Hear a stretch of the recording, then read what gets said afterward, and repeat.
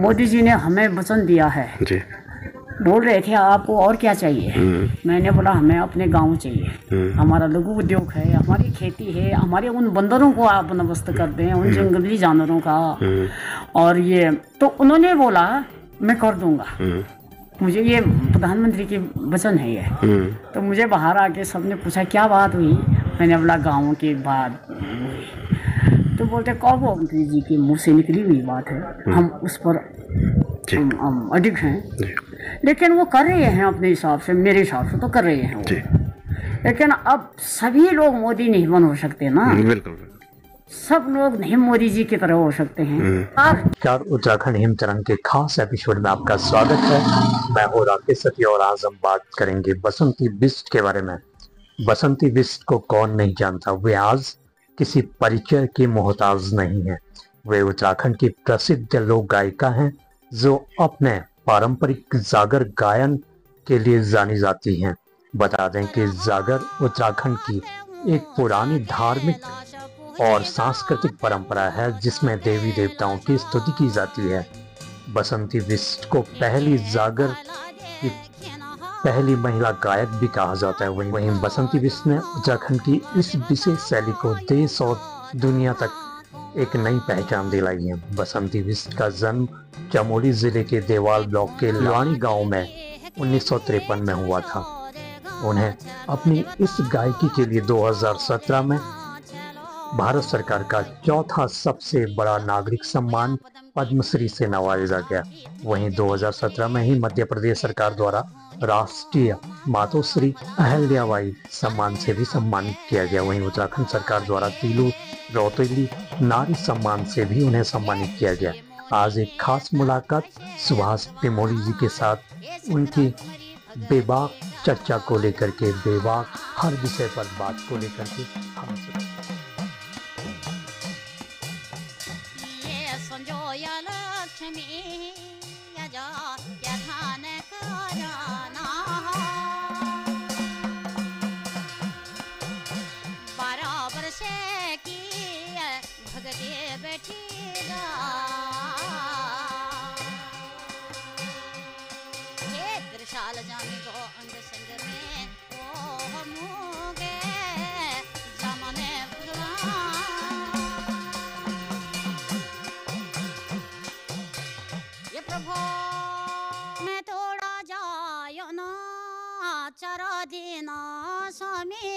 क्या हुआ कि हमारी जो महिला अध्यक्षा हैं डॉक्टर संध्या पुरेजा जी, उनकी सोच का ये परिणाम है। उनका कि ये कहना है, इसीलिए उन्होंने हमें खुद सदस्य नियुक्त किया। हमने बोला हमारा काम क्या होगा, आप अपने क्षेत्र के विलुप्त संस्कृति को आगे लाने में मदद करेंगी और राष्ट्रपति पुरस्कार के लिए नामित करने का अधिकार आपको होगा। तब हम जुड़े।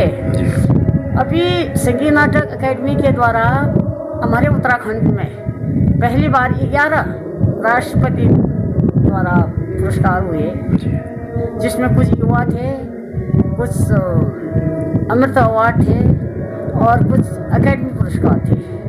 दूसरे शिफ्ट में 9 पुरस्कार हमारे उत्तराखंड को आए।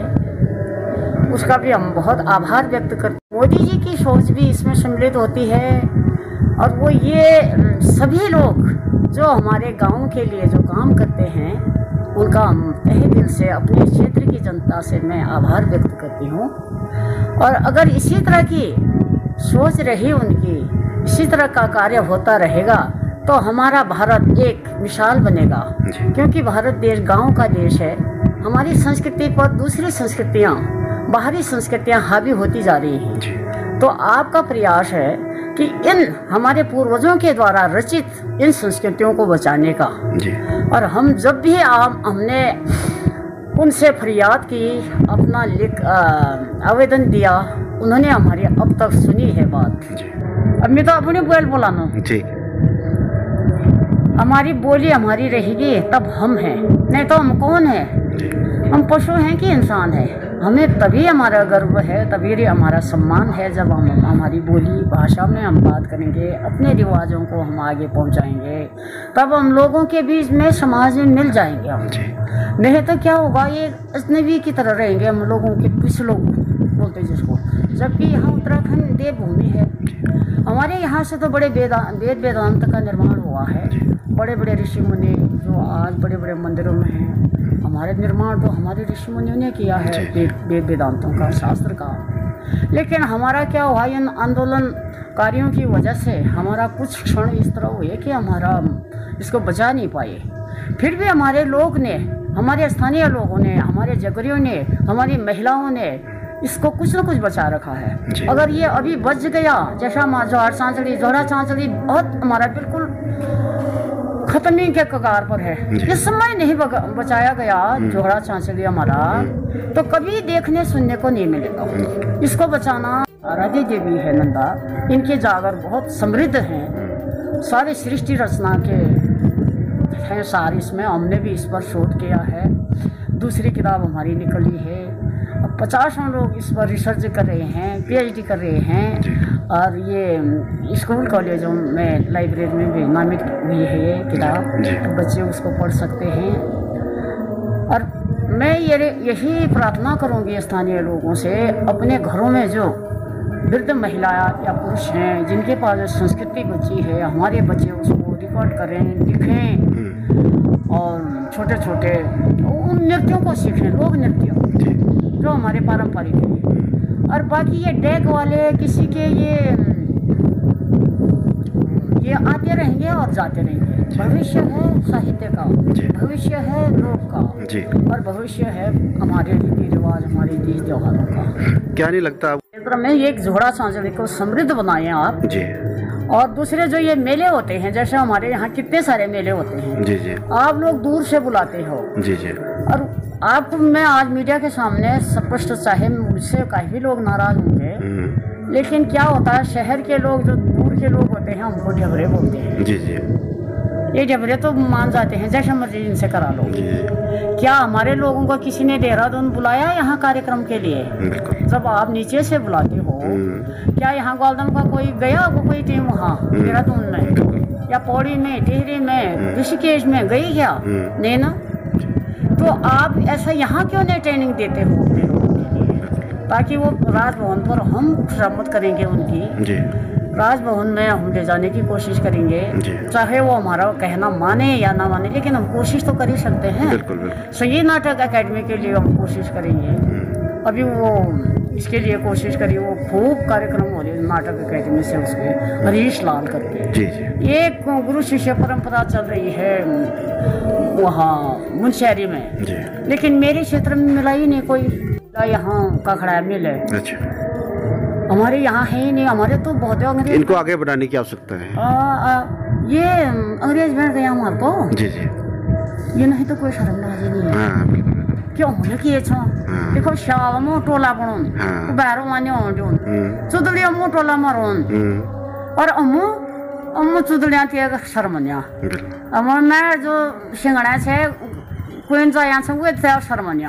पूरी उम्मीद है कि हमारे लोग आएंगे वापस, क्योंकि थपेड़े बहुत खा लिए हैं। ये राष्ट्रीय स्तर पर हमारा अभी उत्तराखंड का संगीत नहीं पहुंचा है। बाकी जितना भी संगीत है, जितना भी नृत्य हैं, सब बाहर के हो रहे हैं, बड़े बड़े उनके सेमिनार होते हैं। हमारा उत्तराखंड का अभी तक नहीं गया राष्ट्रीय स्तर पर, इधर ये अपने लोगों के बीच तक घूम रहा है। तो जैसे जैसे समृद्ध चीज़ें आएंगी, अच्छी सी दुनिया आएगी, जो कभी नहीं सुना लोगों ने वो आएगा, तो इसकी डिमांड बढ़ेगी। अब हमको तो मेरे कार्यक्रम कम होते हैं क्योंकि लोग उसमें आ गए, वो आसान है नाचना, बस भाषा समझ आए ना आए, चाहे उनको है नाचना। लेकिन साहित्य सुनने वाले भी लोग बहुत हैं, रसिक हैं, अच्छे लोगों में हमारा कार्यक्रम होता है। बाहर के जो कानून वाले तो बहुत बैठे हुए हैं, वो राजनीति वो है। हम तो चाहते थे पहले से ही, मैं जब आंदोलन लड़ा हमने सन 94 से मैं आंदोलन में आई पहली बार, मैंने भी एक टुकड़ी बनाई थी जी जी। तो मैं ये कहा गया था भूख आंदोलन होगा, हमारी सीधे हिमाचल की तर्ज पर हमारा सारा कानून बनेगा। हम तो इसी उम्मीद से लड़े, लेकिन हुआ ऐसा नहीं। अब इसके लिए तुम लड़ रहे हैं, बच्चे अंदर खाने कुछ हो रहा है, ये हम इस चक्कर में नहीं पड़ते। अगर यहाँ हम पड़ गए तो होना चाहिए हमारी, सबसे पहले हमारी लिपि बननी चाहिए। हमारे 8वीं अनुसूची में अभी तक हमारी लिपि नहीं बनी, तभी तो हमारे बच्चे सीखेंगे। जब पाठ्यक्रम में आएगा वो तो बच्चे सीखेंगे। अब सीख भी लें वो तो उसको इस्तेमाल कहाँ करेंगे। दूसरा, जो ये लिपि बनती है उससे ग्रांट मिलती है, बच्चों को बड़ा बड़ा प्रोजेक्ट मिलते हैं लोक भाषा पर काम करने के लिए।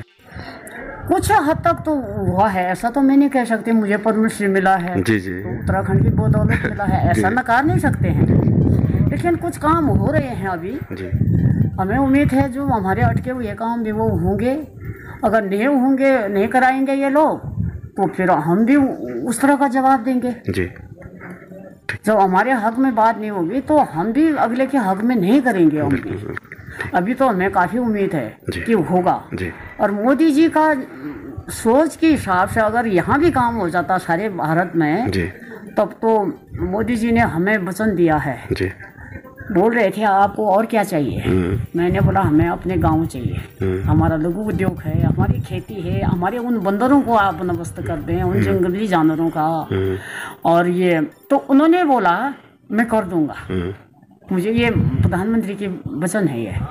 तो मुझे बाहर आके सबने पूछा क्या बात हुई, मैंने बोला गाँव की बात हुई। तो बोलते कब होगा, तुम्हारा प्रधानमंत्री जी के मुँह से निकली हुई बात है, हम उस पर हम अडिग हैं। लेकिन वो कर रहे हैं अपने हिसाब से, मेरे हिसाब से तो कर रहे हैं वो। लेकिन अब सभी लोग मोदी नहीं बन हो सकते ना, सब लोग नहीं मोदी जी की तरह हो सकते हैं। हमारा भी